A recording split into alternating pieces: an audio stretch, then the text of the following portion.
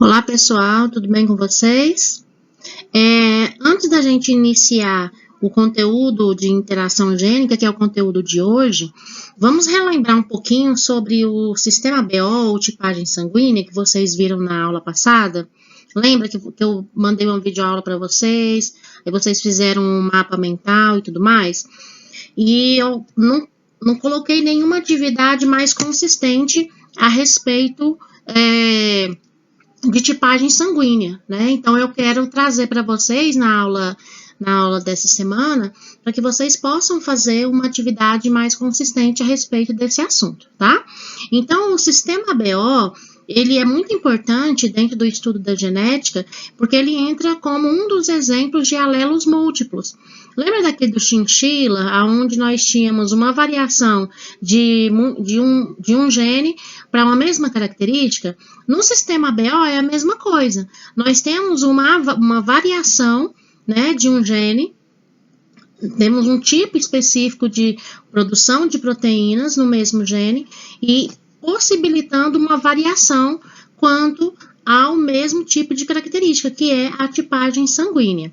Então, assim, esse grupo do sistema ABO, ele tem como fenótipo o grupo A, o grupo B, o grupo AB e o grupo O. Aqui na tabelinha, que é muito importante vocês saberem disso, você tem o genótipo do grupo A em homozigose, IA, ou IAizinho, o grupo B, IB, em homozigose, ou IB, Izinho, o grupo AB, IA e B. Então, sempre vai aparecer em heterozigose. E o grupo O só vai aparecer Izinho. Outro ponto importante quando nós falamos do sistema ABO é o que nós chamamos de codominância, aonde quando você tem o A e o B, eles não têm dominância um sobre o outro. Eles vão permanecer juntos e formar um novo tipo de sangue, que é o IA e B. Já quando a gente fala do Izinho, aí sim nós temos uma dominância. O A domina sobre o Izinho e o B também domina sobre o Izinho. E como que é possível saber quem é do grupo A, quem é do grupo B, do grupo AB, o Izinho? É devido à produção de aglutinogênio. O que é o aglutinogênio? São antígenos, são corpos estranhos formados nas hemácias do sangue que vão possibilitar uma resposta imunológica. É como se fosse uma proteção. O aglutinogênio A vai garantir a produção de um anticorpo, do anti-B. Sempre que o indivíduo, isso relacionado à transfusão de sangue, tá? Então, assim, quando o indivíduo ele recebeu um sangue tipo B, graças a esse aglutinogênio, esse antígeno A, foi possível a formação de anticorpos anti-B. Se a pessoa recebe esse outro tipo de sangue, o organismo vai recusar, vai aglutinar, vai coagular o sangue, tá? Então, isso é muito importante quando nós falamos a respeito do sistema. Todo mundo sabe o seu tipo de sangue, né? Eu acho, né? A maioria, pelo menos, sabe o seu tipo de sangue. Então, assim, tem pessoas que é O positivo, O negativo, B positivo, B negativo. Aí, o que acontece? Esse negativo e esse positivo é o fator RH. O fator RH é uma proteína encontrada nas hemácias que pode agir como antígeno se for inserida em indivíduos que não a possuam. Então, se a pessoa tem essa proteína, ela é RH positivo, tem esse antígeno. Se ela não tem, RH negativo, ok? Quais são os genótipos possíveis? Os fenótipos do RH positivo. A pessoa pode ser em homozigose, né, letra maiúscula, RR maiúsculo. Aqui nós temos uma dominância completa ou Rão, Rinho, Rzão, Rzinho, né?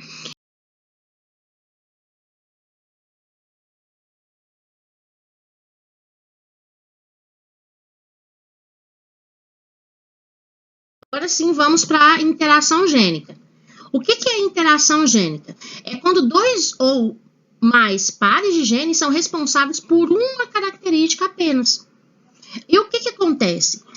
Essa interação, essa organização dos genes vai possibilitar diferentes tipos de características. Então, nós temos aqui dois tipos de genes, o A e o B. Dependendo da maneira que comportam esses genes, dependendo dos genes, do tipo de genes que estão em união com esse gene, né, o A ou o B, nós teremos um tipo específico de característica.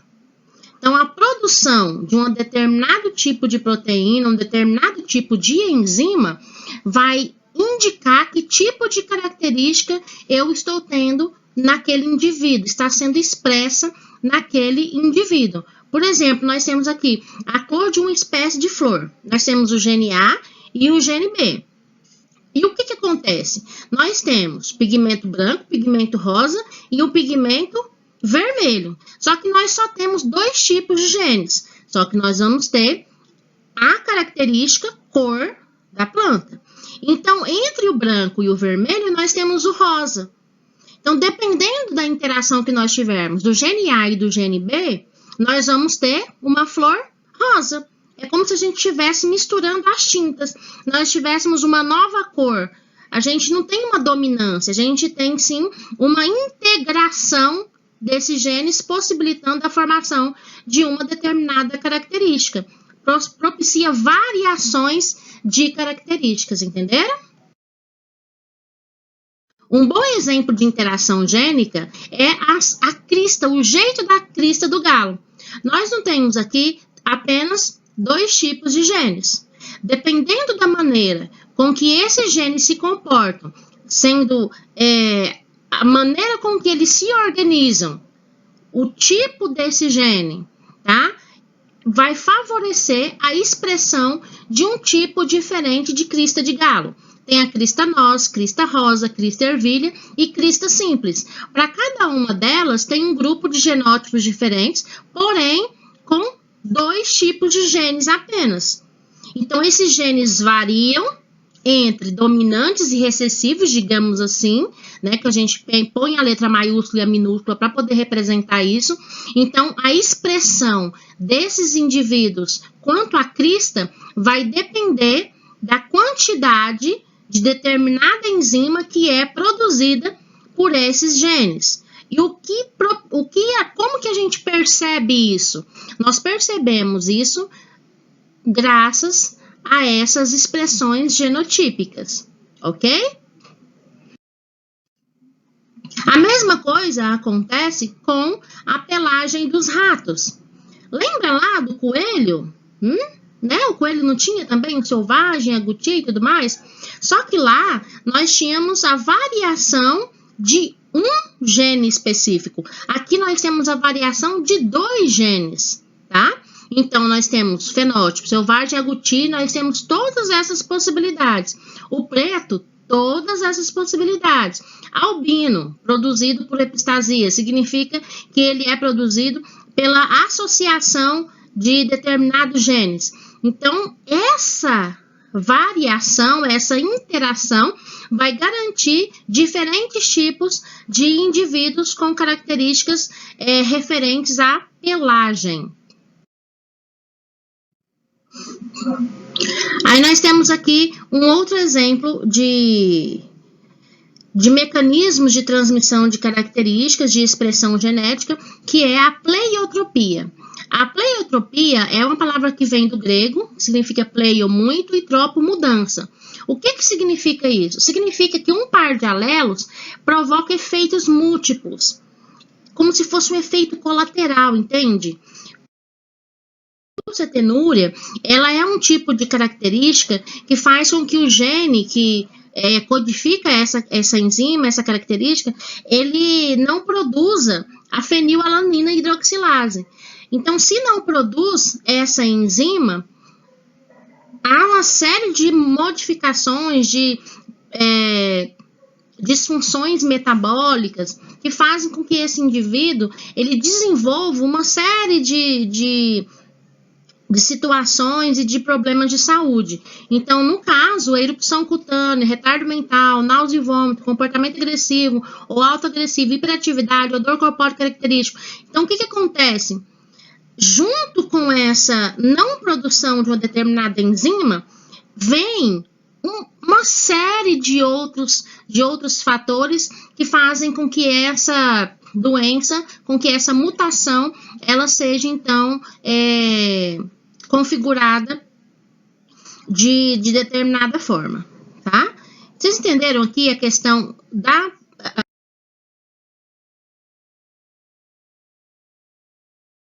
pleiotropia? Nós estamos falando de um par de alelos que codifica determinados tipos de características específicas nos indivíduos. Aqui, lá nós falamos dos seres humanos. Aqui nós estamos falando da cebola. Existem cebolas vermelhas e cebolas brancas. Ok, todo mundo sabe disso. As vermelhas, só que vocês não sabiam de uma coisa. As vermelhas, elas são resistentes à ação de determinados fungos parasitas. Como que isso acontece? Graças a um alelo recessivo que é responsável pela cor vermelha e, ao mesmo tempo, pela produção de uma substância fungicida.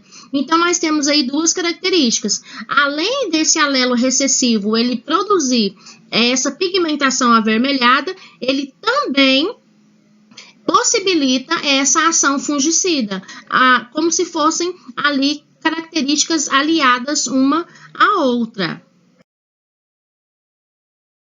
Aqui nós temos a síndrome de Marfan, onde também é um exemplo, né, de pleiotropia. Vocês podem ver aqui uma série de características causadas por esse gene específico. A pessoa ela é muito alta, com extremidades bem longas, como vocês podem ver na figura. Tem problemas de coluna, tem problemas nas articulações, hérnias. Então, uma série de problemas relacionados a essa questão desse problema genético ou doença do colágeno.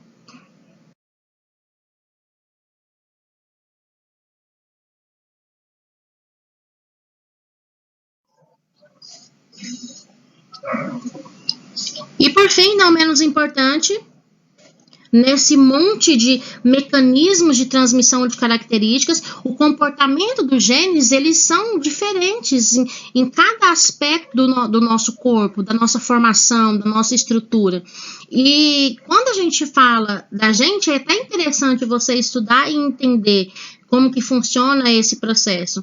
A herança quantitativa, como o próprio nome já diz, ela está relacionada com os fenótipos que sofrem uma variação gradativa. A cor da pele, por exemplo, o peso, a altura. Então, essas características não tem assim, a pessoa ela é preta ou branca. Não tem isso. Ela é alta ou baixa. Não, nós temos uma gradatividade, uma diversidade muito grande. E isso, quando a gente fala da nossa pele, nós temos aqui dois tipos de dois pares de genes também, A ou B.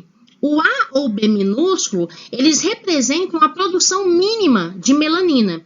E o Azão e o Bzão, eles intensificam a produção de melanina. Então, dependendo da maneira com que há essa interação, o que acontece? Significa que eu vou ter, na pessoa branca, uma produção mínima de melanina. No mulato claro, eu já vou ter ali alguns elementos de produção, tá? Mas ainda baixo. Mulato médio, já estou intensificando.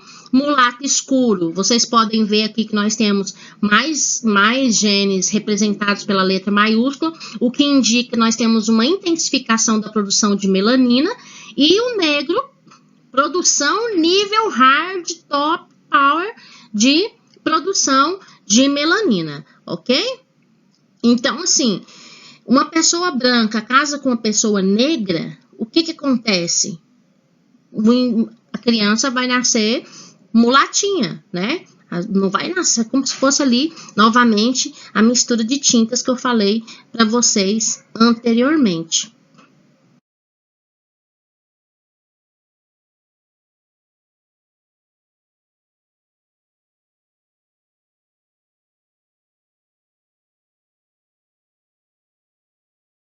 Vamos para a curiosidade, gente? Olha só que interessante. Nós temos aqui, lembra lá da primeira lei de Mendel, onde ele fez lá os cruzamentos com as ervilhas, e ele viu que existiam características dominantes e recessivas? Nós também temos as características dominantes e recessivas. Olha só, olha aí a sua orelha. Meu lóbulo é grudado. Se o meu lóbulo é grudado, é uma característica recessiva. Se o lóbulo da orelha aqui, ó, for solto, então é uma característica dominante. Cabelo castanho, né? O cabelo escuro, é uma característica dominante, né? O meu cabelo é uma característica dominante. Aqui a testa, inserção de bico no cabelo, aqui, característica dominante, olha só, aqui para dentro ou aquele bico para fora também é a mesma coisa. Sardas, né? Sardas, que é as pessoas ruivinhas que tem muitas sardas, as mais branquinhas que tem muitas sardas. Característica dominante. Enrolar a língua, ó, característica dominante. E quem não consegue enrolar a língua, tenta aí. Quem não consegue enrolar a língua, característica recessiva. Sem sarda, recessiva. Inserção retilínea do cabelo, ou seja, retinho aqui, ó, né? Recessiva. Cabelo loiro, recessivo. Lóbulo aderente, já falei para vocês, qual é o meu? Recessivo.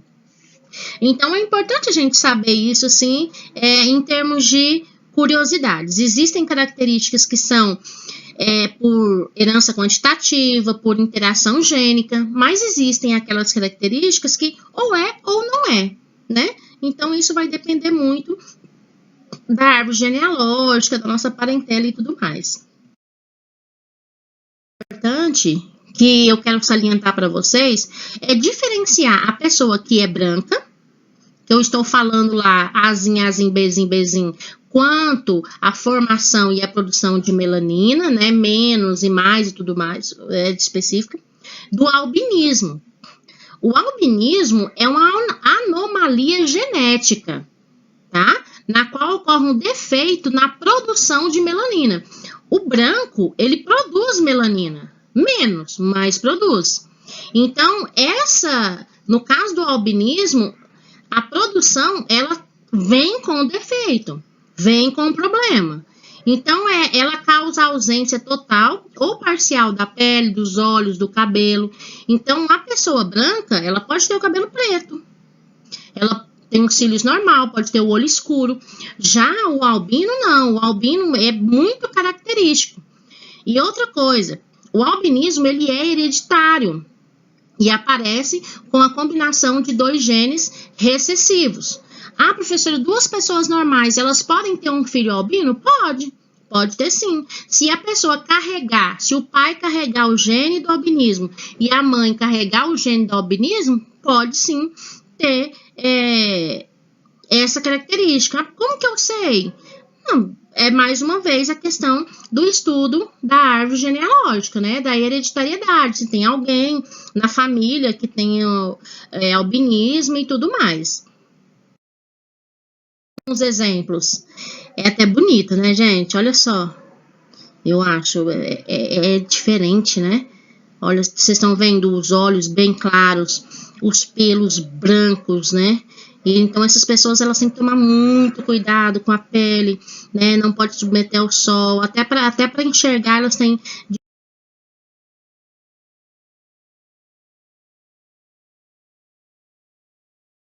vermelho, né? O grau de albinismo dele já tá bem severo, tá vendo? Os cílios dele é branquinho, então ele é bem branco mesmo.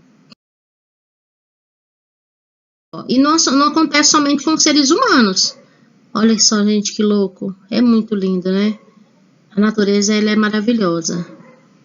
Então, assim, esses indivíduos, eles se adaptam ao meio, eles conseguem sobreviver, né, de maneira razoável.